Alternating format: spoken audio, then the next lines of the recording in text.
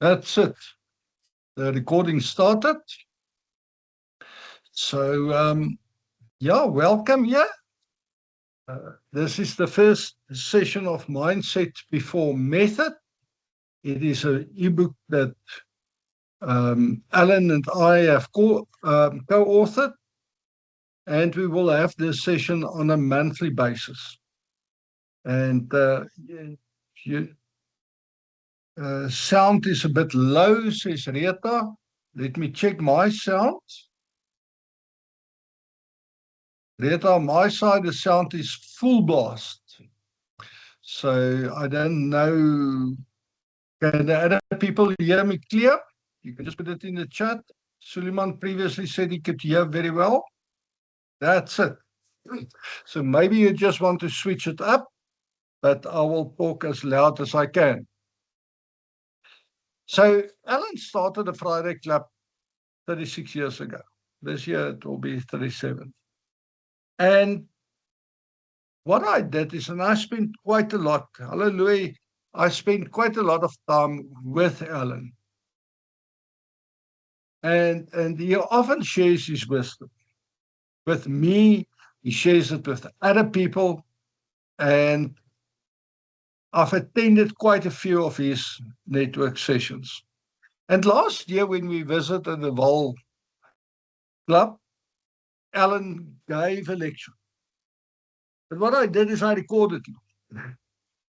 And I took his lecture and I put it into an ebook because I really do think that that adds a huge amount of value and to the Friday clubs. So what we want to do, what we want to convey is Alan's nuggets about networking. And during the process, I'm going to invite people also onto this platform to also share their wisdom and their views relating the network mindset and all those aspects. So the first chapter of this is just the introduction. Nothing fancy, nothing elaborate. But you will get value out of this system by following some of the things that we will share. Every chapter has some work to do. And if you apply it, I can guarantee you that it will add value to your lives. What I've done is I've spoken to knowledgeable people in our industry, in networking, and they all shared the same thing. And, you know, before you have a product, you think about that product. Before you have a service, you think about that product. Whether you have a legal practice, whether you sell SIM cards, whether you teach people how to use LinkedIn like David does, it first came to his mind. He thought about it and he thought, how am I going to do it? And you don't start doing it and then think about it. You first think about it and then you do. And sometimes we need to think about that in terms of our business. So Alan always talks about the fact that, and so by the way, Alan would have been here, but he's in the UK, as you all know, and he will be back on Monday. And he always talks about a certain gentleman that he played golf with, and it is a gentleman with the name of Gary Player. And he always say that Gary said that 90% is in the mind and 10% is in the skill. And I'm going to share with you two stories about mindset. That one is Alan's story and one is my story. Um, that really speaks to our mindset, uh, mindset, and how that actually shapes our business. You can either have the right mindset or not so right mindset. So, what did Alan say? And what is his story? And I can't tell a story as good as he can. He is a good storyteller. But he talks about the refrigerator story. And what happened late on one Friday afternoon, there was a guy in a refrigerator truck, and uh, when the people walked past, they closed the door, and there he was locked into this refrigerator truck. And now Alan tells the story. It's getting colder. He wants you to picture this. And it's getting colder. He starts shivering. And then later he realized, I'm here for the whole weekend. I'm not going to make it. And he starts writing a letter to his wife to say goodbye and thank you for their life together and apologizing that he will now leave her. And as he continues writing this letter to say goodbye, his handwriting started, to deteriorate. He shivers. He really get cold.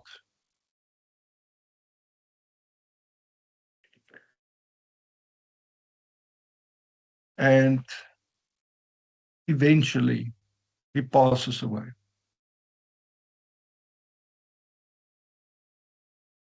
On the Monday, they opened the door and they found him there, dead.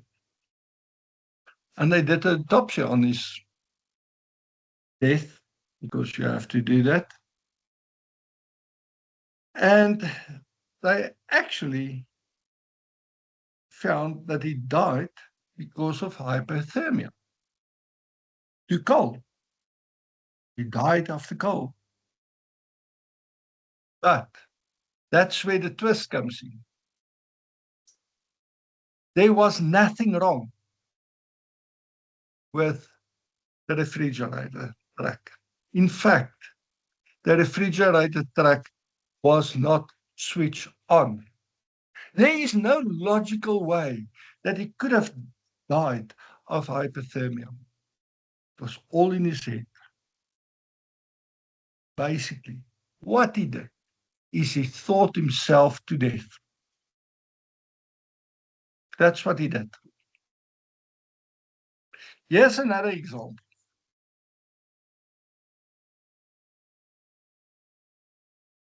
I decided, and I tried to find my photo and I couldn't find my own photo, so I'll share it at a later stage with you guys.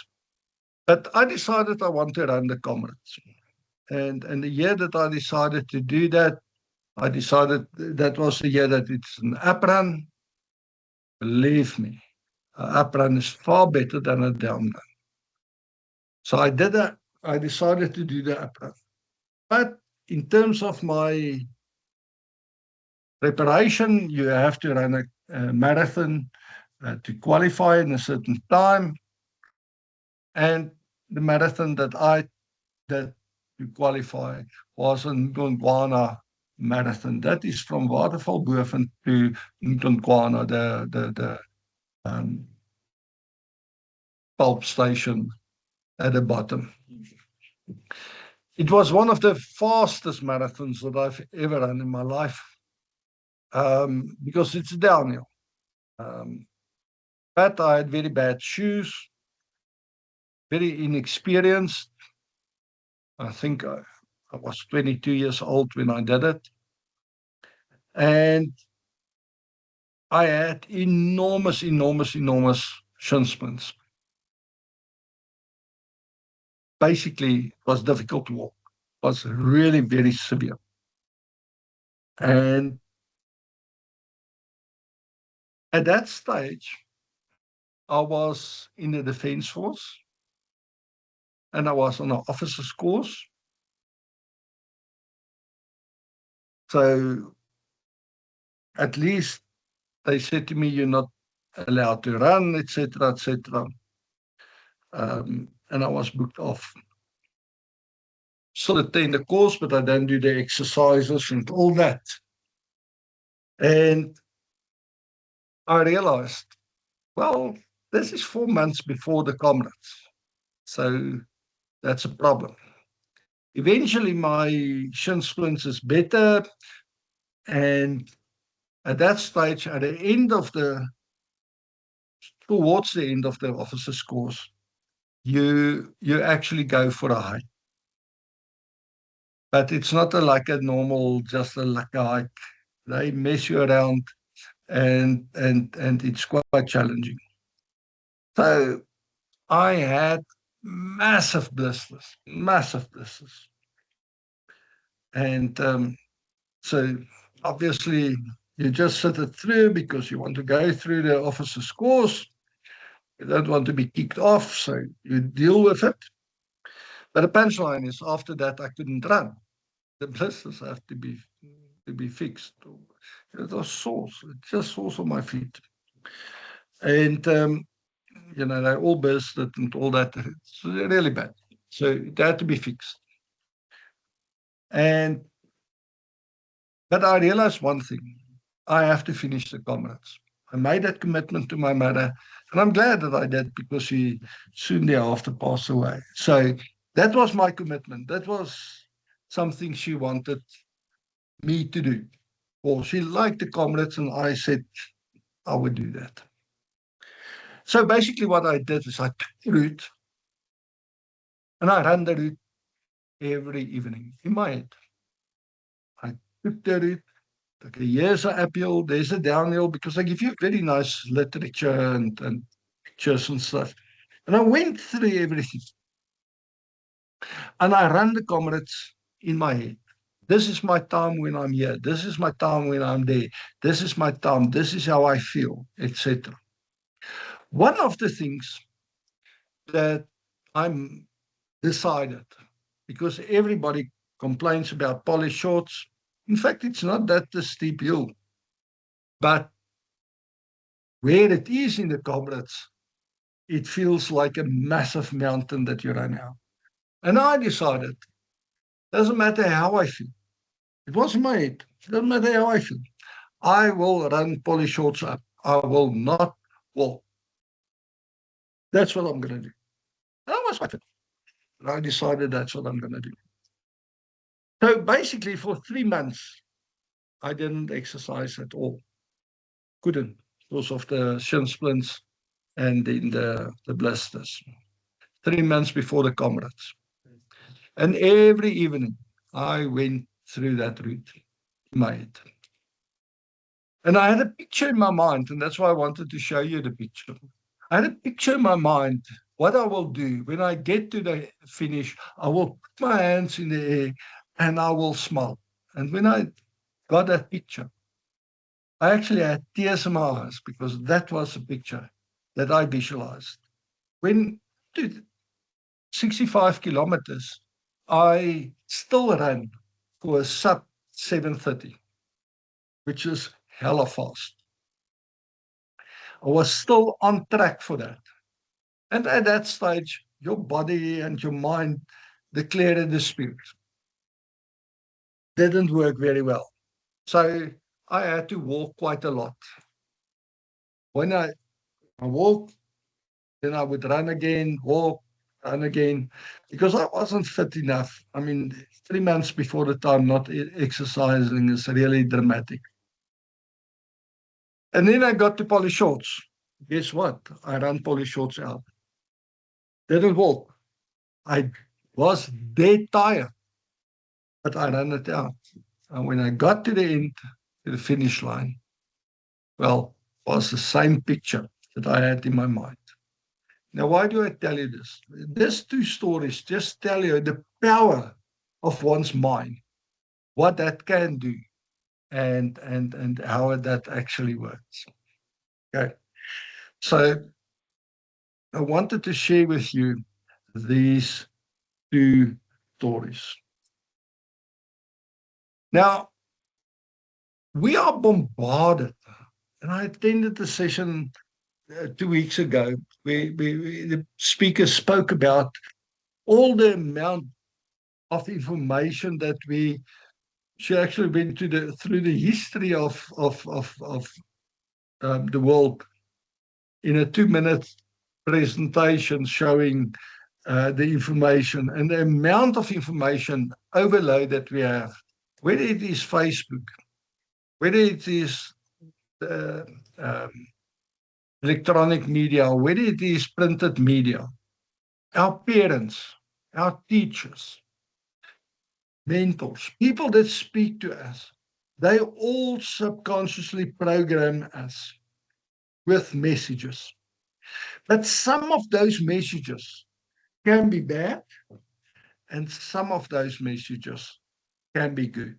The nice thing is, the truth is, and we have people that talk about mindset in a Friday Club, but that can be reprogrammed. It's not there for life. It can change. We don't have to feel that we are a failure. And again, I can share a story. I had a teacher that said to me, and at primary school, you have the choirs, and nearly everybody sings in the choir, and it's the thing to do. And well, I was told I can't sing, and I have no rhythm. So guess what? I can't dance because I have no rhythm. I've never danced.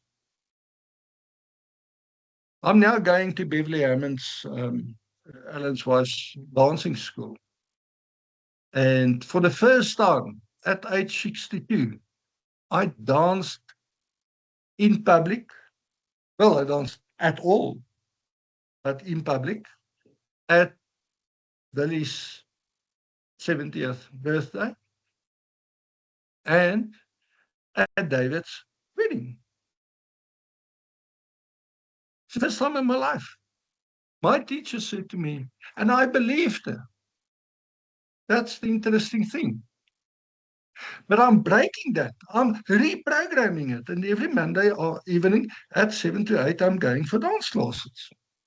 Okay. So it shows you can change it. Now, it's a simple way. But what if you are told you can't calculate? I mean, how do you run a business if you can't calculate? You can actually reprogram it. We have, and I mentioned it, and I know the person is online, but we have a person in our community that says that she is highly technologically strained.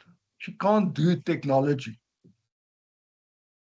But we as a leadership team have agreed, some of us would post each other's ads. And in that group, one of the people in that group now actually says, oh, now let's get together every once a month. Let's talk about how do we actually share this, and let's create a community of sharing the ads, etc., on social media. But that comes from a club who is chaired by a person that says, I can't do this. And then she decided, no, I can. And I'll get the help, and I'll get people to show me how to do it. And she's doing it. And the rest of the club, guess what? They're actually supporting her to do that. Fantastic. Okay. So we can reprogram it. Now, Alan says a couple of things. He says, you don't get, this is some of his wisdom. He says, you don't get what you want. You get what you expect deep down. I expected to finish the comrades. I got it. Maybe I didn't finish it in the time that I set myself, but I did finish it. I didn't finish it bad. But you get what you expect deep down. The same with your business. It's not what you want in the business. It's what you expect deep down that you believe.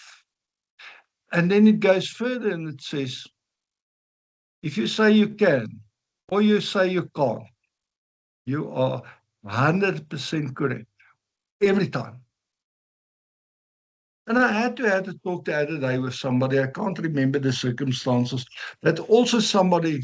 Oh, it was actually my son's girlfriend, and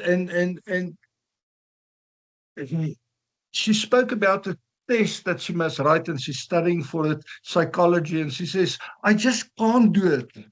And I said, please stop doing it. Never ever say it again. Say you can. Because if you say you can't, it's no use even studying it. You won't get it into your head. There will be that blockage the whole time.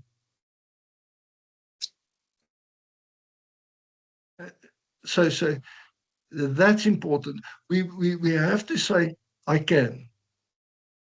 Then you can actually try and find um, the solution of how do you actually make peace with this content that you find difficult to take in, but you can do that.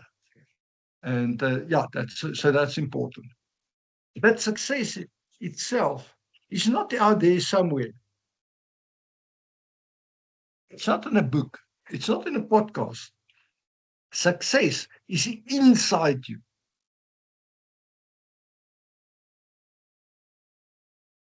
It's waiting to be unlocked. And in our club in Pretoria East, we say, I am successful. I add value already. It's there. I do it already. Inherently, I am successful. I do add value. Um, and when you change your mindset, your method then becomes possible. But if your mindset is broken, then no method will save you. So we need to get our minds around it and say, I can, I am successful, I do add value. There is no member in a Friday club that can't do that. Inherently, we have that in us. So, as I mentioned, every month there will be some exercises that we need to do.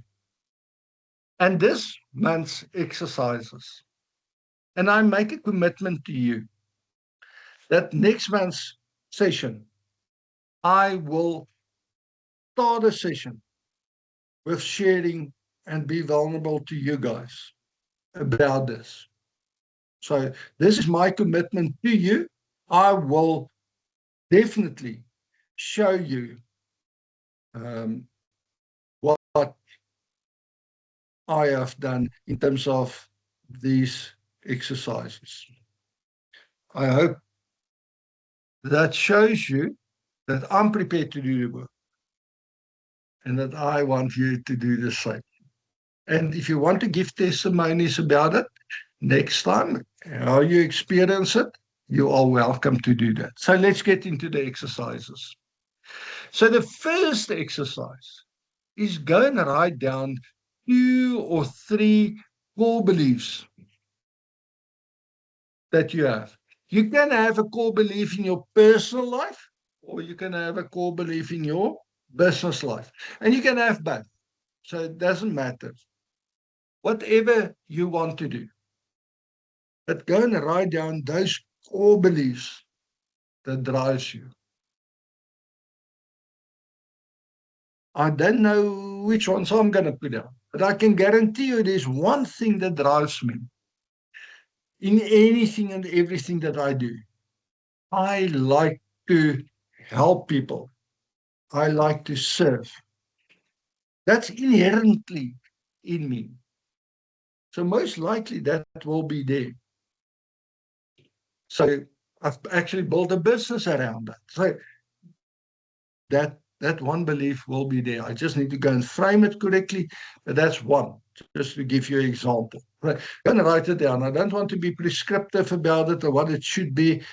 Go and write it down. Please don't use ChatGPT because we want to know what your specific beliefs. You don't have to come back and tell us what it is. I'm going to share with you that, but you don't have to come and do that. I just want you to go through the program. It's your personal stuff. You don't have to share it. Okay. Then the next one is your mind programming. But now you need to go and write down 1, 2, 3, 4, 5. It's about 30 days that we're going to do this exercise for and write down every single day. But right the moment that you start having a negative thought about something, I can't recognize that and immediately correct it.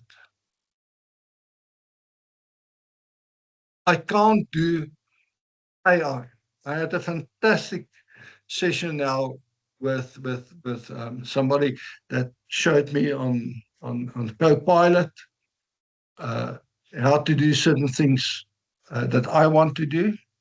Now I can have one of two ways of looking at it. I can either say I can't, or I can say I can. I don't really know how to, but I can. I'm prepared to learn. I'm prepared to invest time. So it depends how you see it.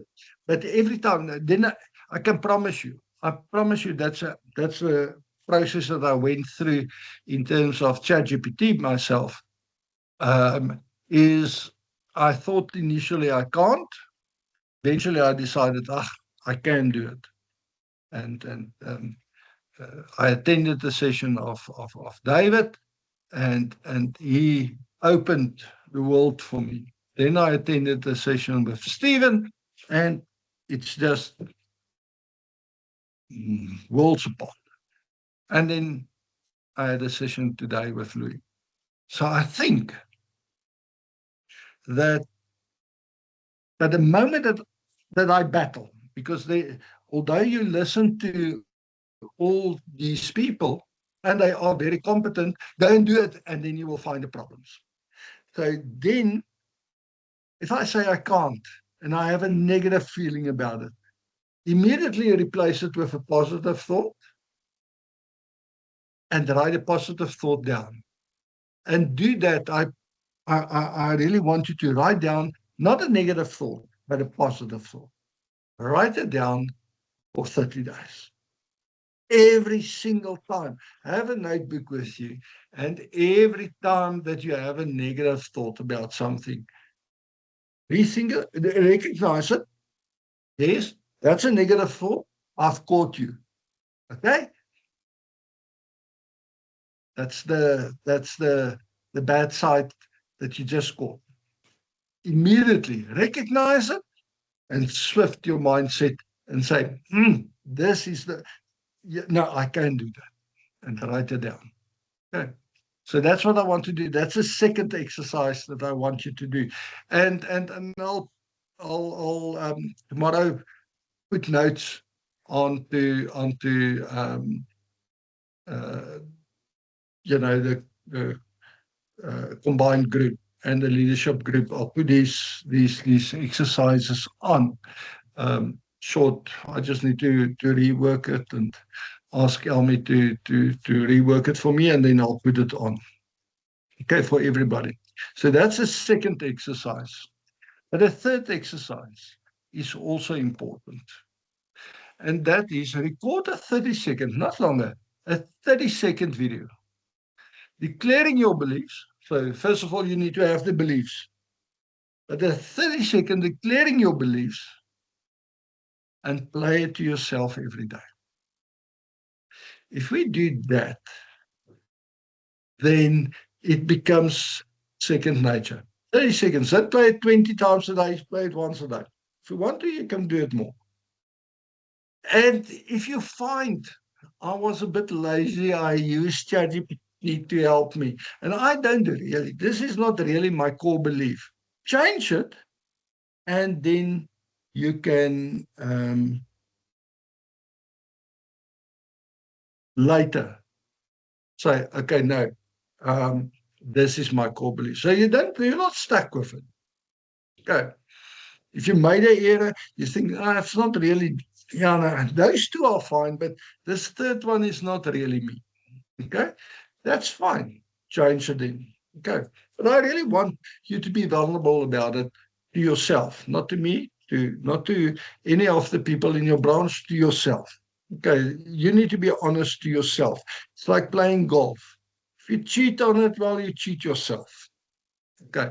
You're not cheating the other people around you. You cheat basically yourself. So I think in that sense, record that video and play it to yourself every single day so that it can become part of your second nature. It's similar to the process of affirmations, but this is not an affirmation, it's your core beliefs, okay, that you write down. And then our next session is then chapter 2. Then we're going to talk a bit more about, and there's some exercises about it, that we're going to talk more about the programming of the subconscious. And now that's going to be on the 24th of June. And as you saw in the ad that Elmi made, she put down exactly the dates there. She also, there's in the text, there's also the topics that we will discuss in that session. So please have a look at that. And then, so in the next sessions that will happen, there will also be, today was just me giving you the information. The other sessions we will mix it up. Sometimes I will interview Alan. Alan will always be there. But also, and there's a huge amount of wisdom that we can learn from Alan. And then I will also invite other speakers to also, and it will be like a podcast, asking them questions, they respond. Ask questions, they respond. And I'll do that with Alan also, asking him about his wisdom and making sure that we have a huge change in our businesses for this year.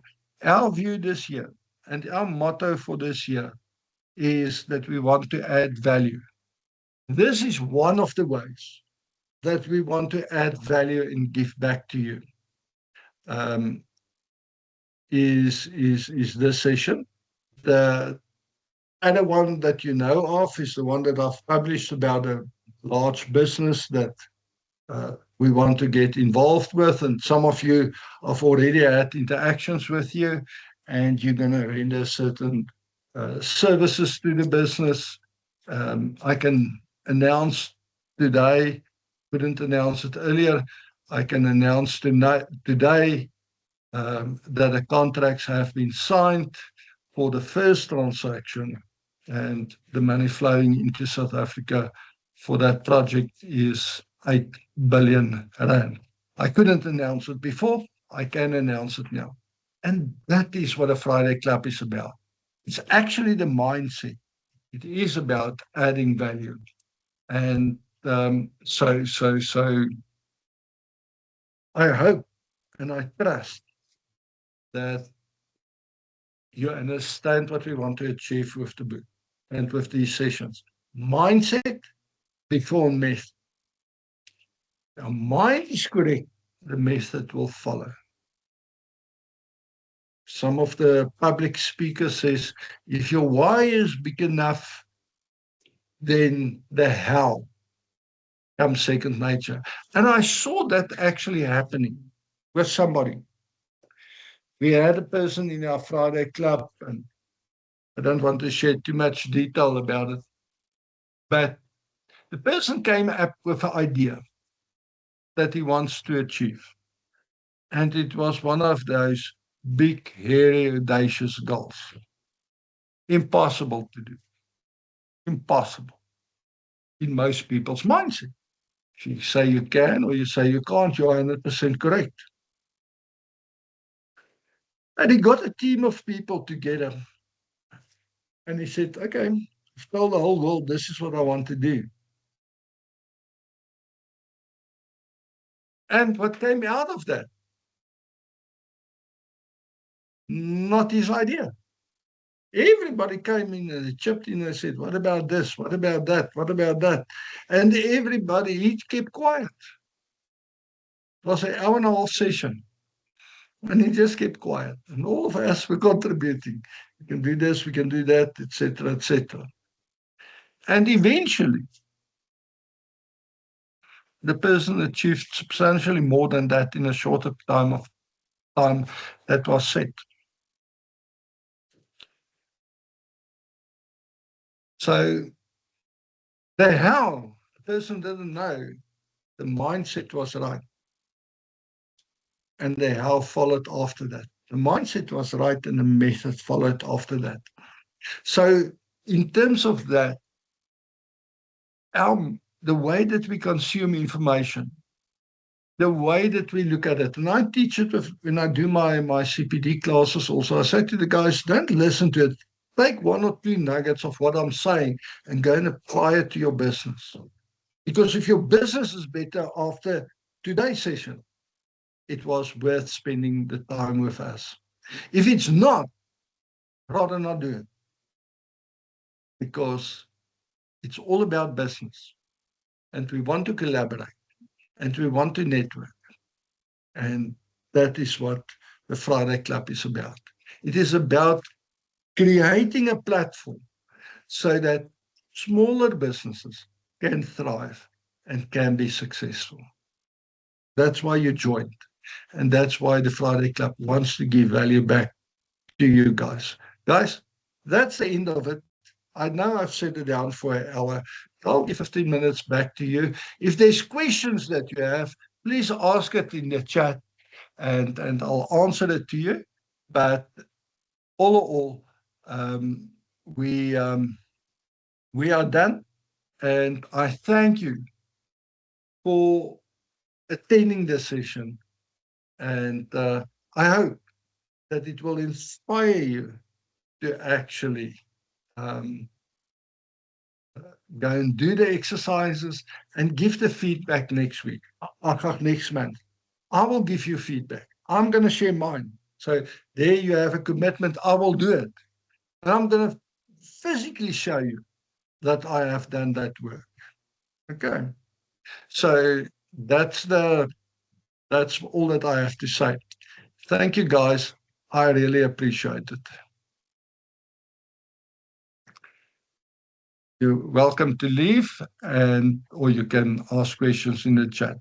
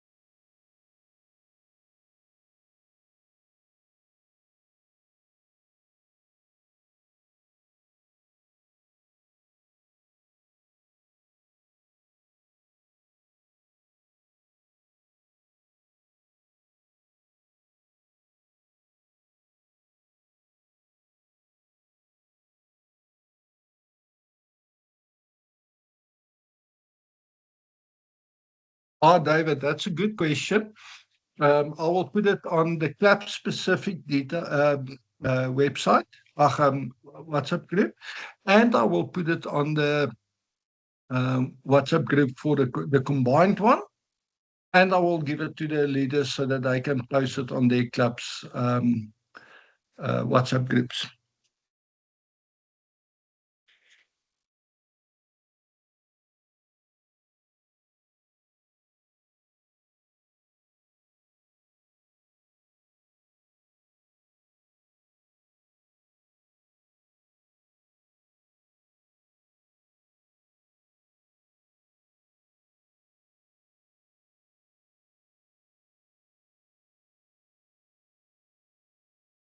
Suleiman, I need to leave, but I do need to talk to you, and I will.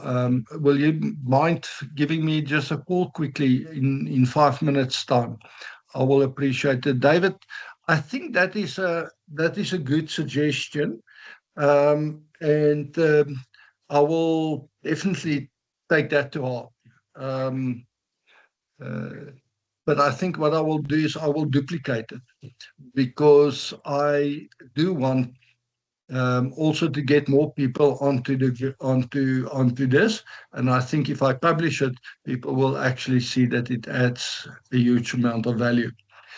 Thank you, David. Be blessed. Thank you, Suleiman. Give me a call, Suleiman, and we can talk.